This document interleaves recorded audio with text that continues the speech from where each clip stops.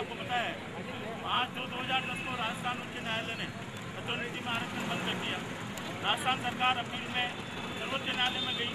7/12/2010 को सर्वोच्च न्यायालय ने राजस्थान उच्च न्यायालय के निर्णय को सही मानते हुए सरकार की अपील खारिज कर दी।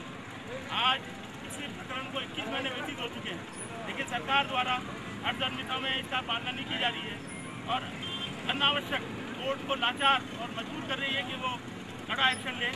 और अवमानना में याचिका में बड़े बड़े वकील जो पैसे लगा रही है वो पब्लिक का पैसा है। किसी एक वर्ग विशेष के लिए इतना पैसा सरकार पब्लिक का लगाना ये बहुत ही गलत है।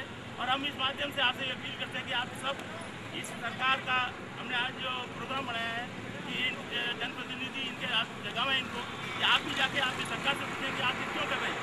हमने इनसे 7 प्रश्न हमने इनसे पूछे हैं कि उनका जवाब दें और उन लोगों ने आश्वासन दिया है कि हम अपने प्रदेश कार्यालय से बात करके इसका आपको जवाब देंगे। आंदोलन की ओर से आपका हार्दिक अभिनंदन। सम्मानीय एनके झामर साहब, मोदानी साहब, मेहरबानी करके आगे बढ़ा रहे और ज्ञापन की प्रति सम्मानीय राजा सिंह जी रावत साहब को प्रेषित करें। अग्रिम प्रति अपन ने वैसे दी थी। झामर साहब, बात निवेदन करूंगा सम्मानीय राजा सिंह जी रावत साहब से। पूर्व प्रधानमंत्री सम्मानीय लाल कृष्ण आडवाणी साहब पधार रहे हैं। इस ज्ञापन के निमित्त उनसे भी निवेदन करें और एक कर्मचारियों के जो आ रही है कि पेंशन का विकल्प समाप्त करने की बात देश भर में सोची जा रही है, इस संबंध में भी हम चाहेंगे कि आप सबको ज्ञापन दिया जाए।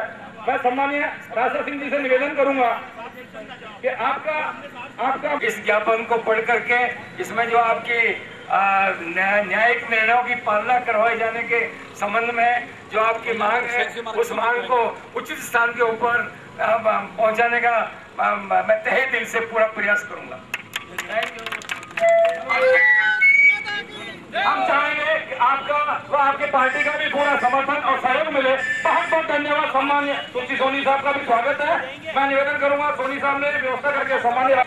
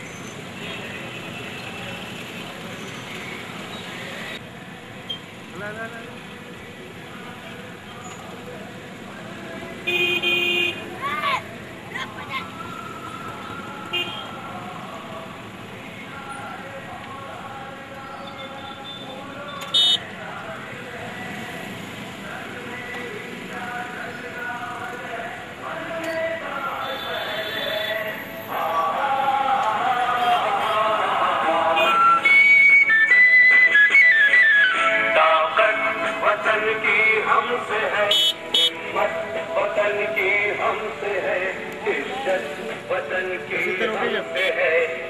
इंसान के हम रहारी बंसी से बंदूक बंदूक बना दे हमें पुजारी।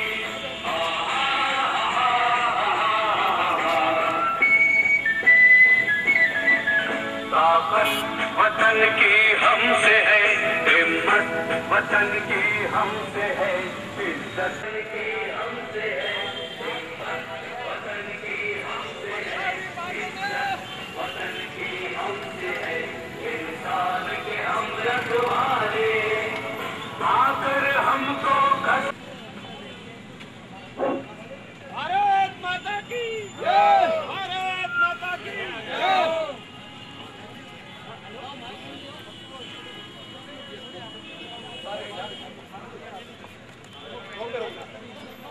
भारत माता की, भारत माता की।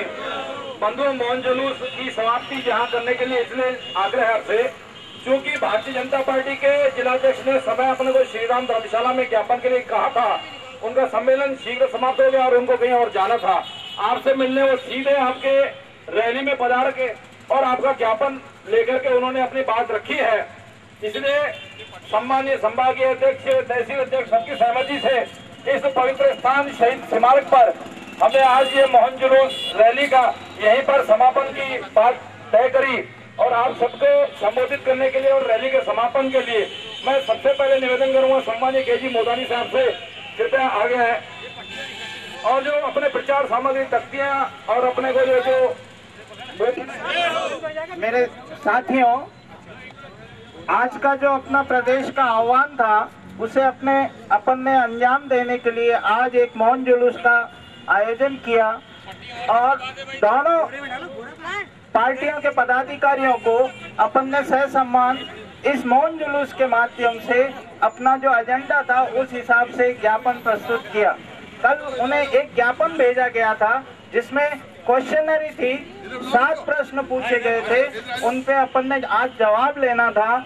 आज उन्होंने एक ही बात कही कि हम इस पर आपके विचारों से सहमत होते हुए हमारी प्रदेश स्तर की कार्यकारिणियों में इसे रखेंगे और आशा है हम शीघ्र ही आपको सद्भावना पूर्वक इस पे कार्रवाई का आश्वासन देते हैं। मैं इस मंच के माध्यम से, हमारी समता आंदोलन समिति के माध्यम से और जिला अध्यक्ष होने के नाते सर्वप्रथम दोनों पदाधिकारियों को धन्यवाद ज्ञापित करता हूं कि उन्होंने हमारी मांग को ध्यान में रखते हुए इसे स्वीकार किया। इसके पश्चात मेरे सभी साथी, सभी विभाग से आए हुए साथी जिन्होंने मेरे कंधे से कंधा लगाकर इस आयोजन में अपनी सहभागिता दी, मैं उनका कृतज्ञ हूँ और धन्यवाद ज्ञापित करता हूँ और यह आशा करता हूँ कि जब भी आह्वान हो आप अच्छी से अच्छी तादाद में इस आयोजन में सफल करने के लिए अपना सहयोग प्रदान करेंगे। साथियों, माननीय उच्च न्यायालय और न्यायालय के निर्णयों की सिर्फ क्रियान्विति होनी है। हम लोग जो कुछ हमारा उद्देश्य था वह माननीय न्यायालय ने उस पर आदेश पारित कर दिए हैं। हमें सिर्फ इस माध्यम से सरकार को जगाना है कि वह हमारी मांगों को नहीं माने, लेकिन माननीय न्यायालय के निर्णयों की अवमानना भी नहीं करे। धन्यवाद। सम्मानीय मोदानी साहब के पश्चात हमारे सम्मानीय तहसील अध्यक्ष, जो आपको ध्यान है कि हमेशा ऐसे वीरता की हमें कविता सुना करके हमारा सबका मार्गदर्शन करते रहे हैं, आज भी हमारे इस रैली के समापन की घोषणा के साथ हमें एक ओजस्वी ऐसी वीर रस की कविता प्रस्तुत करें। साथियों, मैं सबसे पहले आप सबका आभार व्यक्त करता हूं। आप सबको अपने हृदय के अंतर्मन की गहराइयों से नमस्कार करता हूं और आपने जो सहयोग दिया उसके लिए आपको धन्यवाद ज्ञापित करता हूं। मित्रों, बड़ी विचित्र स्थिति ये है कि राज्य सरकार को जो काम स्वयं करना चाहिए था वो न्यायपालिका के द्वारा बार बार निर्देशित करने के बाद भी नहीं किया जा रहा है और न्यायिक निर्णयों की अवहेलना निरंतर की जा रही है। आज की रैली में हम पुनः राज्य सरकार को, हमारे मुख्यमंत्री जी को जिन्होंने संवैधानिक शपथ ली है, उस संवैधानिक शपथ को पूरा करने के लिए उनसे अपेक्षा करते हैं। लेकिन मेरा ये अभिमत है कि मांगने से कोई चीज मिलती नहीं है और जब तक कदम अपन बढ़ा के नहीं चलेंगे तब तक कुछ मिलता नहीं। इसलिए अपने अधिकारों को प्राप्त करने के लिए ये एक लंबी लड़ाई है। मैं कुछ पंक्तियां इस तरह से शुरू कर रहा हूं कि है बहुत अंधियार, सूरज निकलना चाहिए और जिस तरह से भी हो ये मौसम बदलना चाहिए। रोज जो चेहरे बदलते हैं लिबासों की तरह, अब जनाजा धूम से उनका निकलना चाहिए। हम दीन नहीं, हम हीन नहीं, नारों के नशे में बह जाएं। हम इतने उम्र खयाम नहीं, सोते के सोते रह जाएं। अब के जो जलालत आई तो तय है कि बगावत आएगी। इन सूरज चांद सितारों को लहू की नदी बहा ले जाएगी। अंजुल को बदलो मुष्टि में, भैरव को बदलो मंत्रों में। मैं फिर गायत्री लिख दूंगा, निपटो पहले षड्यंत्रों से। तो ये मैं आपसे लंबी लड़ाई के लिए आपको तैयार रहना है। ये कदम से कदम जो अपन बढ़ा के चल रहे हैं, ये ऊंचे बढ़ते कदम 3 नवंबर को निश्चित रूप से हमारे पक्ष में एक न्यायिक इंटरवेंशन की तरफ से बहुत पक्ष मतलब अपने पक्ष में जो लंबी लड़ाई जारी है उसका परिणाम देने वाले साबित होंगे। और इसके लिए अपन को सतत रूप से जागरूक रहना है। जो सोता है वो खोता है और जो जागत है वो पावत है। मैं फिर आपसे कहता हूँ कि जो न महके वो गुलाब ही क्या है, जो न महके वो गुलाब ही क्या है, जो न दहके वो शबाब ही क्या है, और वक्त को जो न जवाब दे सके यारों वो इनकलाब ही क्या है। और अब हमारे सौभाग्य अध्यक्ष एन.के. झामर जी, आप सब अच्छी तरह से परिचित हैं। वो इस रैली के संबंध में अपने विचार और समाप्त